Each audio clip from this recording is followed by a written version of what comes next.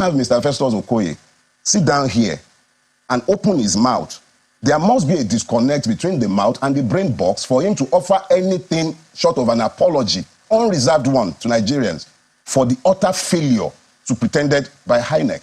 Let me say this. In a sane environment where people are still governed by reason, the likes of Mr. Festus Okoye should either have resigned or be somewhere writing his statements, explaining to Nigerians what happened.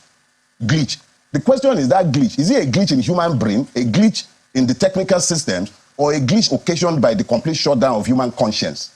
The physical result as handed over to him, he or she will also look at the beavers as handed over, and then look at the from EC or the polling unit level result as already transmitted through the IREV, and the accreditation data as already transmitted before entering the scores into from ECAB, which is the registration area result. Now, if there's a dispute relating to the physically transmitted result, so to say, and the electronically transmitted result, by our own regulations and by our own guidelines and procedures, the electronically transmitted data and the electronically transmitted result will take precedence.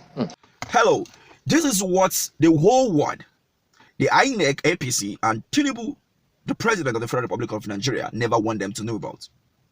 Festus Okoye was on Channels Television and he dropped a bomb during the election. And after then, he has been doing same, but in the opposite direction. Contrary to what he said that time, is what he's saying now. Putting this aside, there was a protest yesterday in Abuja at the EU office as some APC protestants stormed their office to demand that the report they submitted was incorrect. They carry placards, some of them saying that the EU report was a scam. How long are we going to go on in Nigeria having these would I call it government stage protests? Because if you ask me, if me and you hit the street now to protest against the INEC declaration of result at the INEC office or whatsoever kind of protest, believe you me, we will not get back home. But here are some people protesting, just like some people have been protesting since the day one of the petition that was filed by PDP, Article, and Labour Party at the appeal court. So now, before I give you that video of what Festus Okoye said, remember, there is a prominent lawyer in the house who has been dishing it out. Just a day ago, he dropped a bombshell of how Festus Okoye have disconnected his mind from his brain boss.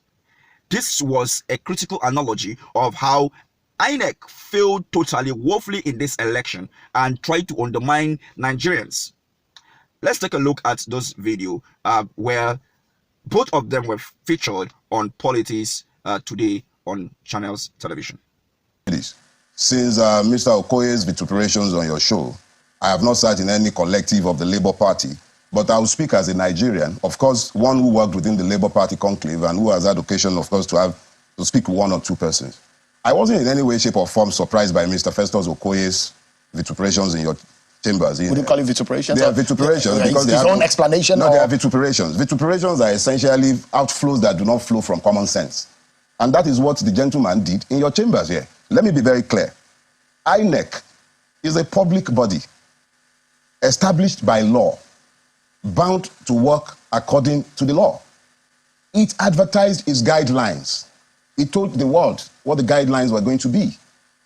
The taste of the pudding is in the eating. The reality is that for a long time, the electoral processes had been abandoned by Nigerians because they lack trust and confidence in the process. So the advertisement of beavers, the IREV and everything, they were quite vociferous in explaining to Nigerians and reassuring us of what would happen with the system.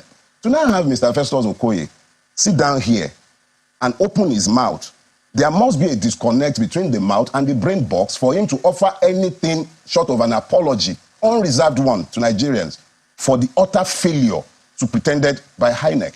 Let me say this. In a sane environment where people are still governed by reason, the likes of Mr. Festus Okoye should either have resigned or be somewhere writing his statements, explaining to Nigerians what happened. Glitch.